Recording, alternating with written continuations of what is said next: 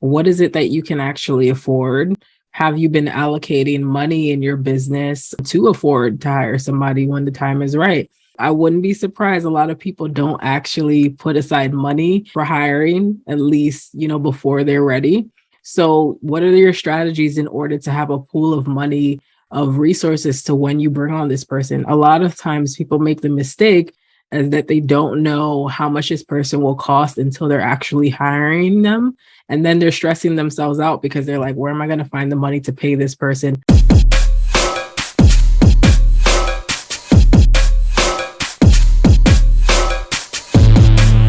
Hello, Profit First entrepreneurs and thought leaders. I am so excited. Today we have a special guest with us.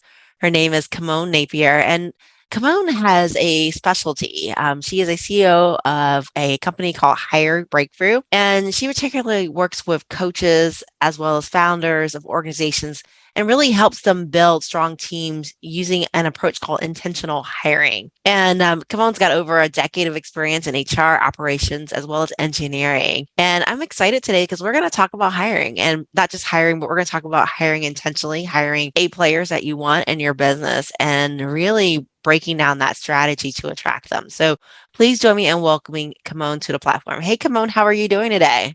I am doing great. Thank you so much for having me, Susanne, on the podcast. I'm excited. I'm excited to have you too and talk about this very important topic today. So, first of all, for those of us who may not be familiar with that concept, what do you mean by intentional hiring? What is intentional hiring? Yeah, so the way I would define intentional hiring is to have a hiring strategy in place prior to you entering any type of hiring or recruitment process. So when I'm saying intentional, it means that you know that you have a plan in place to hire the person that you need, and you're not either half-assing it or you're not just like kind of throwing spaghetti at the wall and trying to like figure it out. You're actually being intentional by like thinking of the steps that you need to have before you enter into that process. Like, who do you need? How much can you afford? Benefits, compensation, all that kind of stuff. So the process is actually flowing with ease and you are not going to burn yourself out in that process. I love that. Really putting that thought into everything before you began and really being intentional and setting that new hire up for success, but not only setting them up for success, making sure your company can afford bringing this person on at that rate and that benefit package. So tell me a little bit, what goes into this intentional hiring? What steps do we need to do to really make sure that we are doing this correctly?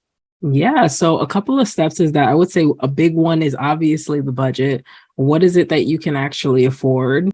Have you been allocating money in your business to afford to hire somebody when the time is right? I wouldn't be surprised. A lot of people don't actually put aside money for hiring, at least, before they're ready. So what are your strategies in order to have a pool of money, of resources to when you bring on this person? A lot of times people make the mistake as that they don't know how much this person will cost until they're actually hiring them.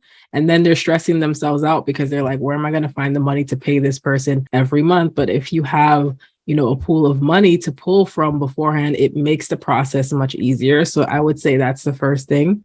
The second thing is deciding who it is you need to hire. A lot of people get tripped up on that. And sometimes you'll see people, they'll say, well, I just need a virtual assistant. And sometimes that might be the case, but it could be that you need somebody else. So getting clear on what it is that you actually need, like what do you want this person to do for you in terms of responsibilities? How are they going to help you? What is going to be your return on investment from this person? And usually if you don't spend time thinking about these things, usually you're not going to be happy with the relationship, or this person will start and they don't really know what their job is. And you'll end up having this person maybe for like 4 to 6 months, and you're still feeling like you're not giving them enough to do, and they're not feeling 100% confident in what it is you want them to do. And then the third thing is, what is the information that you need to provide this person with for them to be successful in their position as well? Do you have any standard operating procedures? Do you have any training videos? What does your onboarding process look like from start to finish? And what is that date, like that deadline that you want this person to be fully equipped in their position. So you're going to be able to relax as the CEO, and they're going to be able to act on the things that you want them to do. So I would say those are the three biggest things that I would consider when it comes to any hiring process. Now, I think it's interesting that you mentioned that, they should already have money set aside for this new hire because a lot of companies, they go, oh, we just needed somebody yesterday. And how they're actually going to fund this person, they're in that gap of, especially in Profit First, we see that when the target allocation percentages start to change, right? Where things are tight and they're not quite at that next mark where the percentages change and they feel like they need someone yesterday. And it's interesting because, one of the things that we recommend with our clients is that they start to pay that salary before they even hire somebody. And what I mean by that is to actually put money in a bank account as if you're paying that person. So one thing you're doing is you're building that, I call that rainy day fund so that, if cash flow is ever short, you'll be able to cover that person's salary. And you might actually build up a few months before they began their salary, but also, it lets you know, can you really afford that position? Are you able to have that bandwidth to be able to create that position? Absolutely. I think that's a really smart idea. Also some people who didn't actually plan for it like in advance, like how I'm recommending you do, right? They're always like, well, what is a monetization strategy that I can come up with in order to afford to hire this person because I'm drowning, like I'm going to lose all my clients, like I can't take on any additional work and things like that. So when people find themselves in like a rock and a hard place, sometimes what they can do is some people raise their rates, they do that, or they'll come up with some type of offer that is not necessarily too much time on their hands that they can put out there. And that offer is actually almost like the funding for them to hire. I see a lot of people do that and it usually works out pretty well. So that's another idea.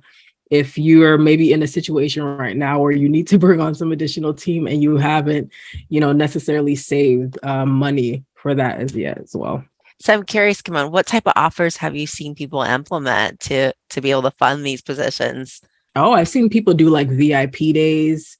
That's a big one. I've seen people put together a course, like they might pull together a mini course or some type of course out of their high ticket program. I've seen people put together a high ticket program really quickly.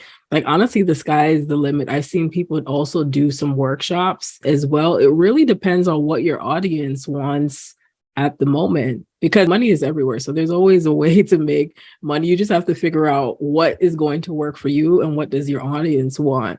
And a lot of people use that as means to actually fund their team. It's a really smart strategy because you're not, putting yourself into necessarily any debt. That's also a funding strategy you can use. You could definitely use debt like loans, credit cards, and things to do that. And if you don't want to do that route, this is another strategy that you could utilize. Oh yeah, I definitely am a fan of generating the cash flow versus relying on debt because the payoff is never quite as easy as we picture it should be, right? With debt, it just kind of grows and compounds with itself. So, Kimon, you had some other suggestions too that go along with intentional hiring. Let's talk about those a little bit more. Let's talk about your step 2 item that you talked about.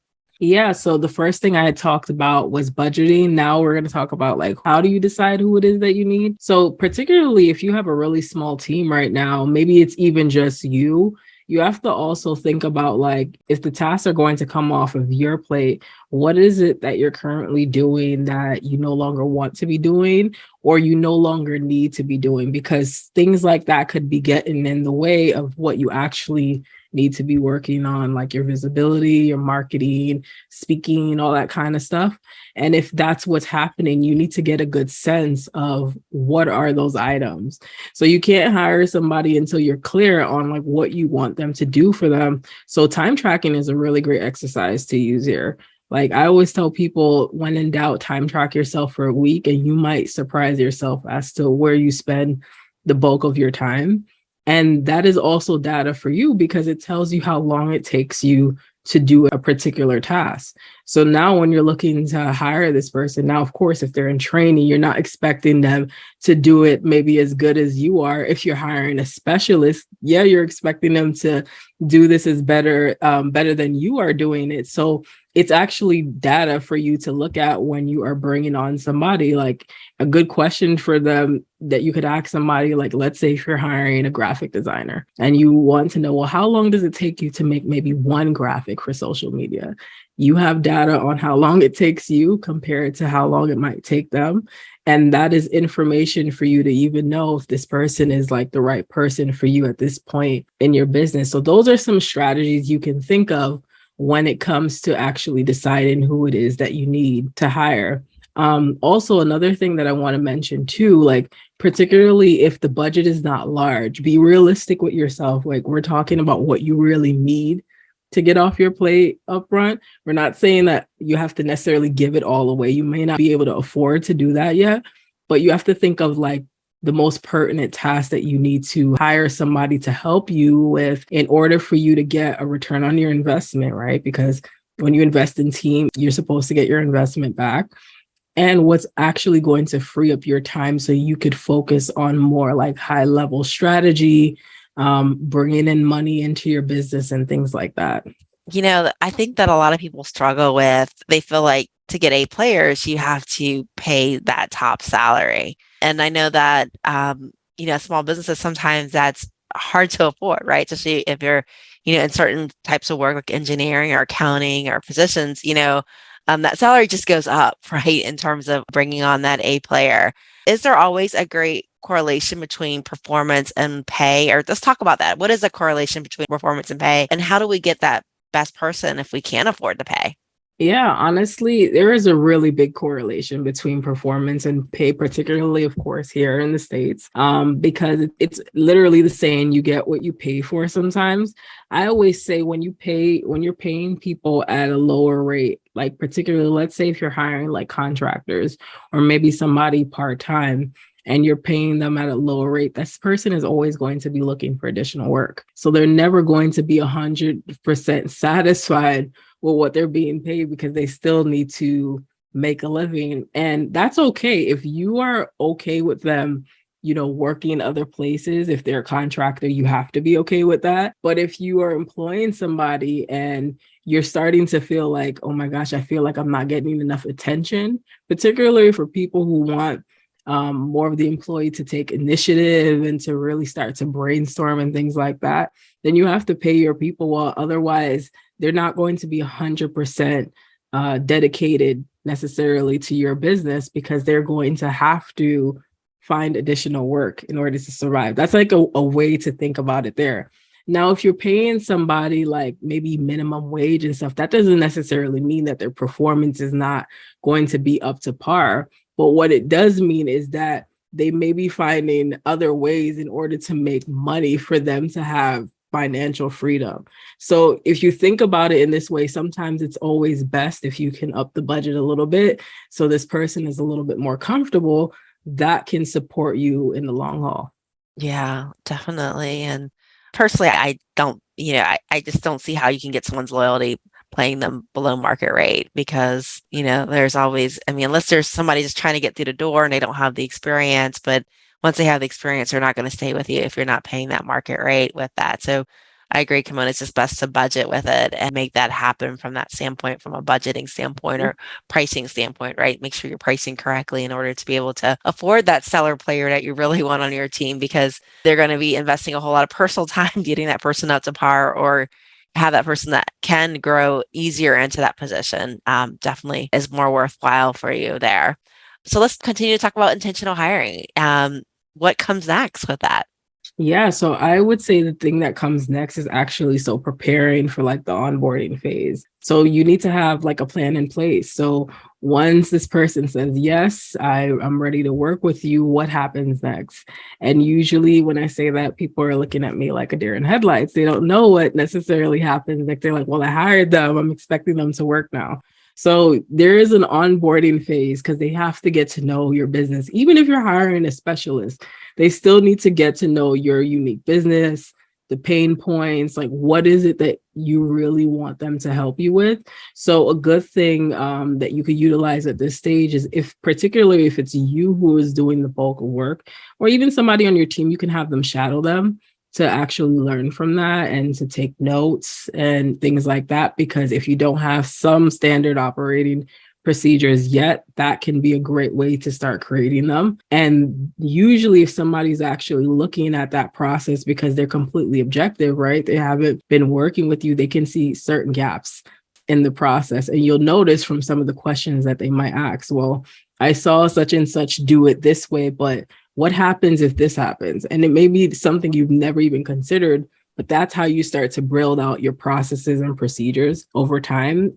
Another thing is that you want to be checking in with this person regularly. This is a really big mistake a lot of people make, but you want to make sure you're talking to them on a pretty consistent schedule, because what you don't want to happen is they feel lonely, particularly if this is a remote company. Like, you don't want them to feel lonely, like they have no support, nobody to talk to. You also want to have regular performance reviews. Another big mistake a lot of people make is because they'll say, well, I'm not satisfied with this person. Well, did you tell them this? And do they even know that they're doing something either wrong or not in the way that you would envision them to do it? So I wouldn't avoid those type of conversations, because it's time for you to give your feedback and for them to get feedback and give additional feedback as well. Because sometimes it's just that it's miscommunication and you both are not on the same page. This is the trust process. So this is how you're going to establish trust with this person, which is going to be necessary for them to work with you in a cohesive manner for the long term. So those are some things to consider in the onboarding phase. And you also want to have a plan in place, like what is it that they need to be trained on? And like I said, if you don't have any SOPs in place, do you have any videos? Is there videos of you actually doing certain work that they can actually watch and refer back to when they're doing certain things? And I would say the last thing that I would say about that is allow a period for them to make mistakes too. I think sometimes people are very much thinking like people don't make mistakes. This is how they're going to learn. Anybody you hire, they may make a minor mistake, but the point of it is for you to explain like what that mistake was, and they can improve on it moving forward, because you want to have that date in mind when this person is going to be fully trained and onboarded to take the real stuff off of your plate. And then that's when you're going to see the real return on your investment and actually be okay with that, right? Because if you didn't budget for that, you might be feeling a little bit like a friction, because you're like, oh my gosh, I just paid all this money to this person. Like, I need them to generate results. Like, be patient with yourself in the process, because if you do the steps that I'm talking about, it's going to pay off in the long run. Oh yeah, like, I love videoing steps. I mean, especially when it comes to scaling, you can be like, I'm going to meet with you, but watch this video first, and then we'll meet after that to actually have you implement it. And one, it's an each one teach one type of tool, right? It just continues to give. It's like having your own little course in your company. So it's amazing having that. I absolutely love that. With that happens. And so many people, just like you mentioned, Kimon, they miss that importance of that circular communication, meaning that, I don't just like get mad at you for not doing something right and like, blow a casket when I close my office door, but I need to go and talk to you about it when I cool down, right? Because that's the only way that you're going to get better is by communicating. And, it never feels great to be the recipient of feedback, if it's negative, but, that's how we get better. And it's just part of life, and just setting that as part of your culture, that this is just what we do.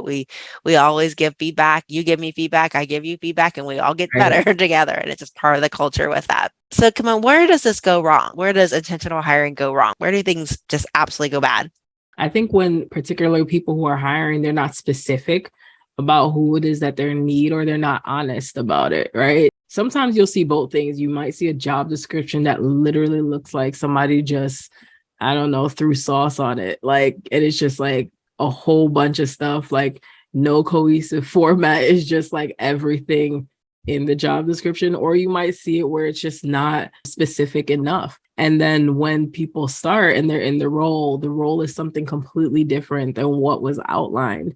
And that is also a big mistake, because it doesn't, set this person up for success. So like, if you're hiring somebody for your executive assistant and then all of a sudden they come on board and it's really more so like you need like an actual social media manager, there's going to be a lot of friction and conflict in that. So I'd say that's the first thing. Also not defining the responsibilities again too. That's a big thing as well, because you want to be honest with people. So particularly, I know a lot of small businesses, if they feel like, of course they're competing with larger companies and they're like, well, I don't have it all together like right now. It's okay to say that. Like, I'm not saying you put it in the job description and say, I don't have it all together, but be honest about where you're currently at, what it is that you need, even what your benefits may look like. If you're hiring your like first employee, your benefits package is going to look totally different than when you're hiring like your fifth or your 10th. So being okay with that, like as you're growing, and usually if you say that to candidates, they're understanding of that. As we're growing, we believe in, giving back to our employees. Like, and that's another thing, instilling your culture and your values into your job descriptions, into your company as well, because you want people to be able to resonate with you. What is it that you stand for? So, like, for example, I'm a hiring agency. How do I differ from all other agencies out there? That always comes from your values and your culture. You definitely want to spend some time getting clear on that if you haven't gotten clear on that as yet. And then I would say the last thing is that being aware of your biases in the hiring process, because a lot of us aren't. So I'll give you an example of one. Like, for example, you might look at somebody's resume, or you might be in an interview with somebody and you might find that one thing that you have in common with this person. And from that, it's like you've been hooked, or they might have hooked you, and you don't necessarily see any other candidate because you found this one thing in person with this candidate. That doesn't necessarily mean that they can do the job that they applied for. So being actually aware of those things, because I see it happen all the time, where it's you start moving from an interview to more so having like a coffee chat with somebody in an interview. And sometimes it might work out, but sometimes, often than not, you might realize like, okay, this wasn't actually the right person that I hired. This is more so like somebody I just like to talk to because we have so much in common. You want somebody who's going to be able to actually deliver results that you want in your company. So I would say those are some additional things that you want to avoid in the hiring process. Definitely. There only needs to be one of you, right? With that set of skill, everybody doesn't need to have that set of skill. And we need other skills too in the business to make that wheel go around. Definitely. And biases, they're tricky, right? Because, there are times that we doubt ourselves, right? Because, we start to doubt that gut feeling because of, am I being biased? Am I thinking too hard about this? And it is very challenging at the end of the day. I know for us, we like to learn from our lessons, that we've made, what went wrong with that if a person didn't work out? What went wrong? Did we not listen to what their supervisor said from their last job? Did we experience the same thing the supervisor did? Were they borderline on some of the tests that we get? Because we test the heck out of our candidates, problem solving tests, every kind of test you can imagine, counting tests, were they on the border, and did we lean that way when they didn't pass that test? Because that test was there for a reason. It was, how do they think, right? And Right. they're going to have to think this every way. And if they don't like thinking this way, then their logic doesn't fall that way. They're not going to like this job where you have to like do algebra every single day to solve for the right solution. And so, for us, is taking that bias out as much as we can and learning from the lessons that we've learned. Absolutely. I agree. Yeah. So, come on, one of the things that entrepreneurs are facing right now is going two ways, like in that lower level, like in the trades, we're starting to see more availability of talent, which is really great.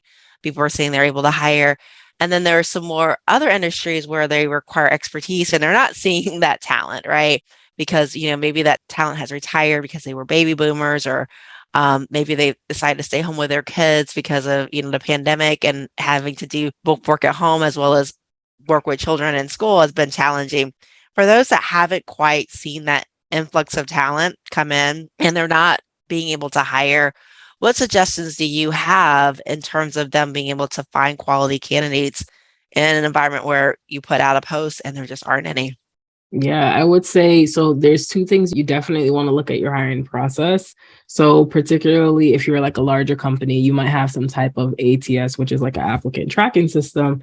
You want to look at that process. Like, are you actually getting back to people in a sufficient manner? I know that sounds very basic, but you'd be actually surprised as to like candidates actually like sitting there in your ATS and you may not even realize it. So you want to make sure you're looking at that and make sure you have somebody to manage that process as well, because you want to make sure that it's not broken and it's working for you. So definitely look at your ATS. And if you're a larger company, you don't have one, you definitely need one because it'll help you, especially if you're hiring for really specific roles, like, for example, like an engineer or something like that. The second thing that you also want to be aware of is that you're going to have to get really creative in your job search. So it can't always like LinkedIn and ZipRecruiter is not the solution, or like Indeed are not like the solutions. Is it that you need to look at universities? Do you need to look at certain chapters of different organizations? Like, who can you partner with? And are they going to be able to supply the candidates that you need? And especially because we're in a virtual world, you're going to have to literally put yourself in the shoes, if you're doing it yourself, put yourself in the shoes of the candidate and see where they exist in this virtual space. Now, like there are like millions and millions and millions of like different places, but that is the only way you're going to be able to get the traction. And of course, you want to share it. So have people in your network share, you know, your job posts with other people. You'd be surprised at who people are connected with. And those are some really easy ways to help you to get some more traffic on roles, especially if it's very hard to fill type of roles. For example, like if you're really niche and you're looking for like an attorney, or you're looking for some type of like leadership coach, like very specific type of roles, it's going to be harder because with those roles comes more certification. So like, for example, like if you're looking for a CPA, all CPAs are not equal. So of course, your pool is going to be looking very different for those type of roles versus hiring something like an executive assistant or something like that. So you have to get really creative and give yourself enough time, as much time as possible in the process, because you know, a hiring process on average is a minimum of 40 hours of work. So I don't know how many people like knew this, but like, yeah, it takes about that much time. So give yourself breathing room. So if you could plan for this as much as in advance as possible, please do so you don't burn yourself out. Or of course, you get some type of help with that process, because every time you go through it, you are spending money as And well. and that's great that you said that, Come You know, a lot of people think, I can just hire somebody. I put out an ad and I'm going to get people in it, and it probably worked like 5 years ago. During the Great Recession, it probably worked really well. But certain positions like manager positions, it might take a year to fill that role. It might take 9 months. You might be like feel like you're giving a baby by the time you find that person. Yeah. So, if that's in your projections, you see that growth in your horizon that you're going to need that high technical skilled person, and I would say put that coal in the fire. I think that's great advice. What else can they do in this environment? I would say other things that they can do definitely too. Look at your own network communities, because social media is actually a big way to actually attract leads for jobs. So using social media the same way you'd use it in your business, like hashtags, all that kind of stuff. I've seen a couple people do reels and do TikTok videos as well. Those are other strategies to utilize.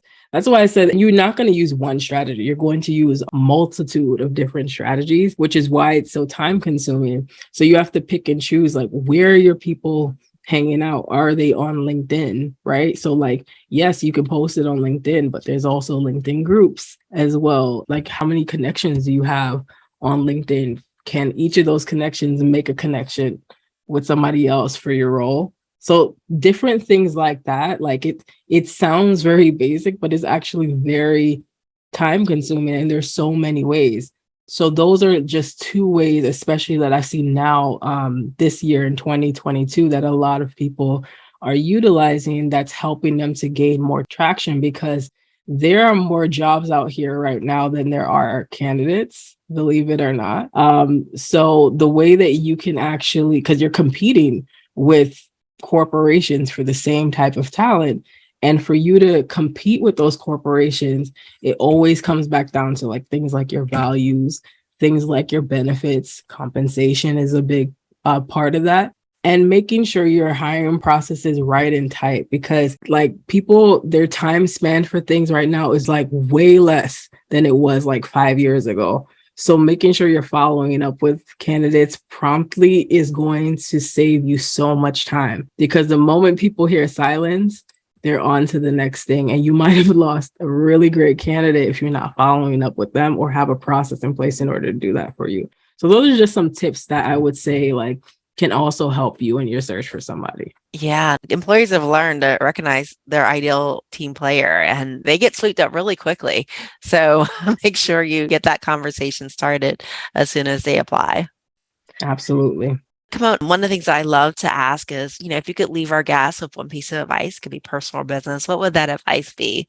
I would say the biggest piece of advice that I can give you is to value your connections. You don't know where somebody who is where they are right now, you do not know where they're going to be in 5 years. So whoever you're connected with, that could be the person to help you find this team member now or in the future. So I would always say, make yourself aware about the people surrounding you.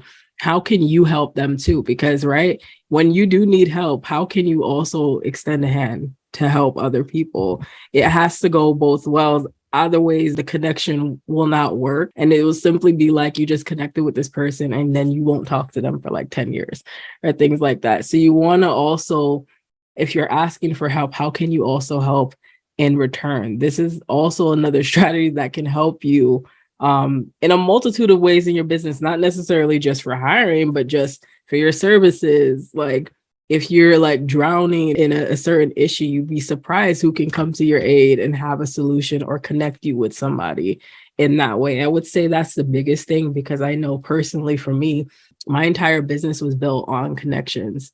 Like, so before even running an ad or doing any of that stuff, it was completely organic connections. And I always think it's the best route to start any business, particularly like a service type of business. Yeah, definitely. I was talking to some people and they're using their alumni network in order to find and source candidates that might be perfect fits for this job, because a lot of the people that you want, they're not looking for a job right now. They're happy. Their employers are treating them well. So it's going to be tapping on somebody's shoulder that you probably already know and getting that talent. So that's really good advice with that. Now, come on, how do we find you? How do we work with you? What's the best way to connect with you? Yeah, so the best way to connect with me, my website is www.hirebreakthrough.com. So that's HIRE breakthrough.com. I'm also very active on Instagram and LinkedIn. So my IG name is simply Kimone, so KIMONE. And of course, LinkedIn, it's my name, Kimone Napier, and I'm pretty active on both platforms. So those are the best places to connect with me. And what I'll do, Kimona, is I'm going to put Kimone's information in our show notes so that you can reach out to her to contact her and connect with her. Thank you, Kimone, so much for sharing your knowledge and your wisdom with us today. Of course, it was my pleasure. I love everything Profit First. So I'm just really excited I got to be a guest on the podcast. We're happy to have you too. Thank you.